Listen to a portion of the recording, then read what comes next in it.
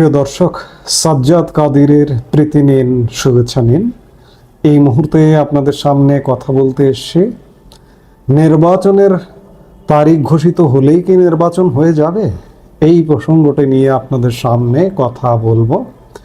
নির্বাচনের তারিখ, আমরা গত পরশু প্রথম একটি রাজনৈতিক দলের একজন নেতা, জাতীয় পার্টি কাজী জাফর, তার চেয়ারম্যান মোস্তফা জামাল হায়দার এবং 12 দলীয় জোটের সভাপতি, তার কণ্ঠে রাজনৈতিক দলের বৈঠক ছিল প্রধান উপদেষ্টা ডক্টর মোহাম্মদ ইউনূসের সাথে। তিনি বৈঠক থেকে বেরিয়ে তার কণ্ঠ থেকে আমরা প্রথম শুনলাম যে আগামী 4-5 দিনের মধ্যে নির্বাচনের তারিখ ঘোষণা করা হবে। বিএনপি বলল না, জামাত বলল না, এনসিপি বলল না, কেউ বলল না, মোস্তফা জালাল হায়দার বললেন। তার প্রতি আমি শ্রদ্ধা রেখে, সম্মান রেখেই বলছি।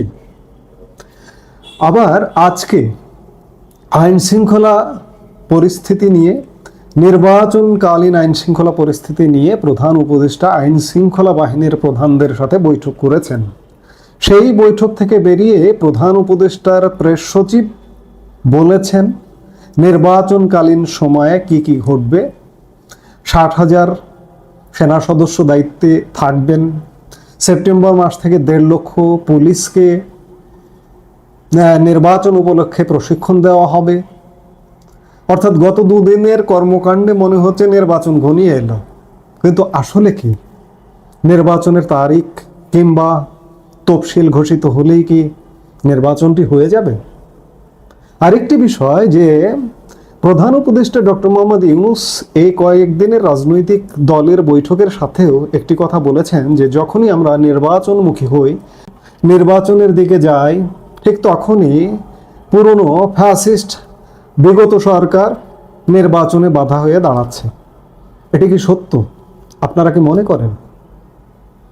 এটি মনে করবার কোনো কারণ নেই, কারণ পুরনো যে বিগত আওয়ামী লীগ সরকার যে চলে গেছে, সেই চলে যাওয়া সরকারটি কোনোভাবে কি বাধা সৃষ্টি করছে? আমরা তো দেখতে পাচ্ছি না। আসলে বাধা তো করছে কারা?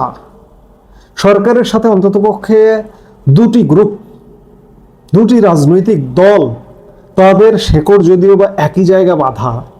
বিশেষ করে জামাত এবং ছাত্র সমন্বয়কদের দিয়ে সরকারের গঠন করা রাজনৈতিক দল এনসিপি, তারা বরাবর বলছে যে সংস্কার এবং বিচার ছাড়া আমরা নির্বাচনে যাব না। তাহলে প্রধান উপদেষ্টা ডক্টর মোহাম্মদ ইউনূস যে অভিযোগগুলো করছেন যে পুরনো ফ্যাসিস্ট গোষ্ঠী বা বিগত আওয়ামী লীগ সরকার নির্বাচনে বাধার সৃষ্টি করছে, আপনি ডক্টর মোহাম্মদ ইউনূস কিংবা আপনার সরকার তো কার্যক্রমই নিষিদ্ধ করেছে।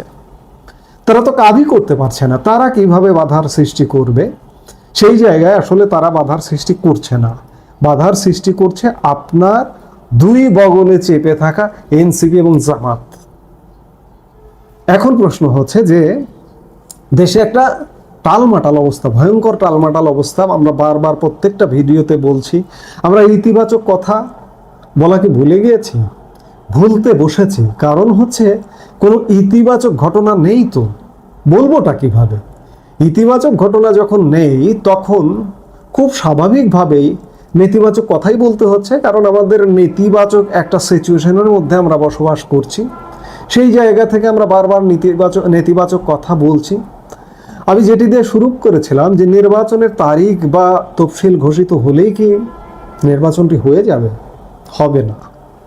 এখন যেটি নাটক চলছে যে দেশে একটা টালমাটাল অবস্থা, এই টালমাটাল অবস্থাটাকে থামাতে অন্ততপক্ষে নির্বাচনের একটা তফসিল ঘোষণা করা বা নির্বাচনের তারিখ, সম্ভাব্য একটা তারিখ ঘোষণা করার একটা পায়তারা চলছে।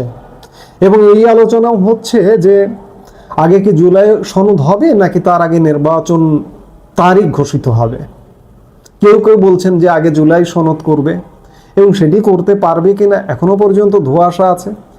ঐকমত্য কমিশনের সহসভাপতি আলী রিয়াজ বলেছেন যে আজকে 28শে জুলাই রাজনৈতিক দলগুলোকে ঐকমত্য কমিশনের পক্ষ থেকে জুলাই সনদের কপি সরবরাহ করা হবে, তারা দেখবে, তারা দেখে বাজ বিচার করে তারপরে সনদ হবে।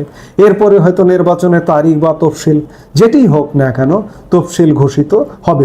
তফসিলটি যদি এই মুহূর্তে ঘোষিত হয়, সরকার মনে করছে যে এই যে পরিস্থিতি টালমাটাল অবস্থা, এই টালমাটাল অবস্থাটাকে একটু ট্যাকেল করা, যে নির্বাচনের অন্ততপক্ষে তফসিলটি ঘোষণা হলো।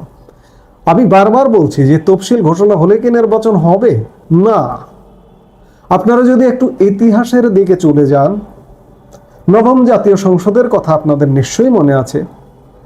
বিএনপি জামাতের সেই ষড়যন্ত্র থেকে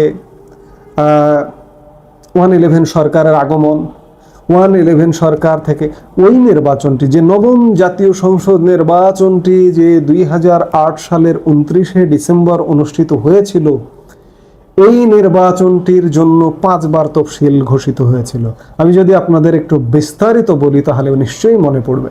সেই সময় তত্ত্বাবধায়ক সরকার নিয়ে যখন জটিলতা দেখা দিল, তখন লাস্ট অপশন হিসেবে সেই সময়ের প্রধান উপদেষ্টা এবং একই সাথে রাষ্ট্রপতি যিনি ইয়াজউদ্দিন আহমেদ ছিলেন, তিনি দায়িত্ব নিলেন একই সাথে রাষ্ট্রপতির পাশাপাশি প্রধান উপদেষ্টার।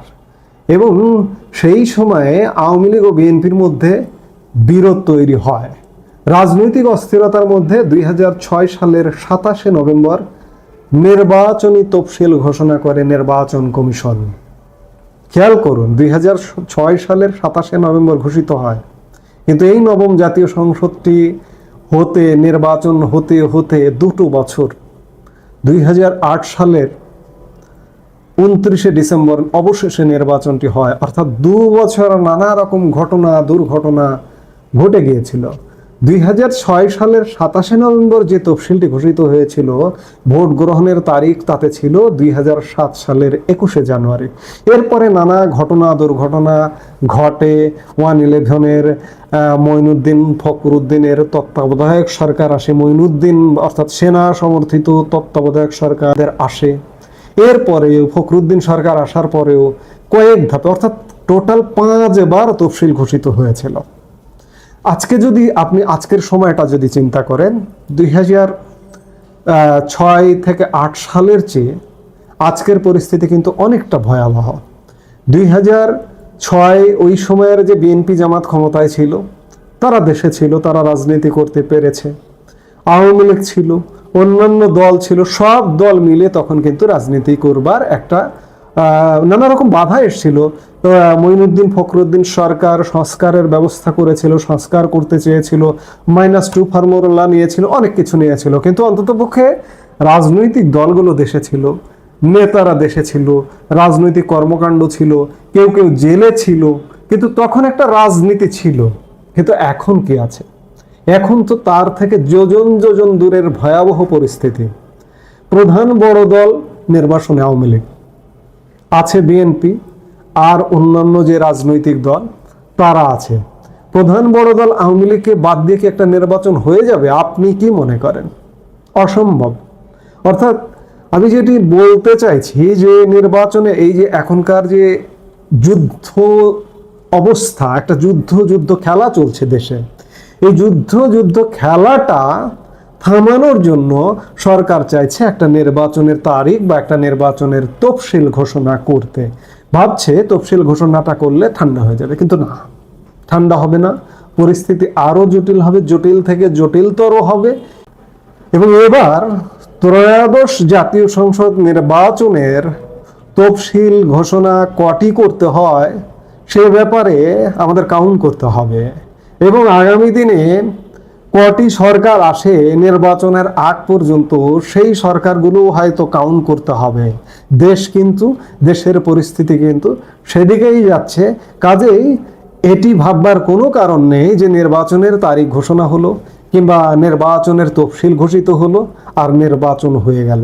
এটি ভাববার কোনো কারণ নেই। সবাই ভালো থাকুন, সুস্থ থাকুন।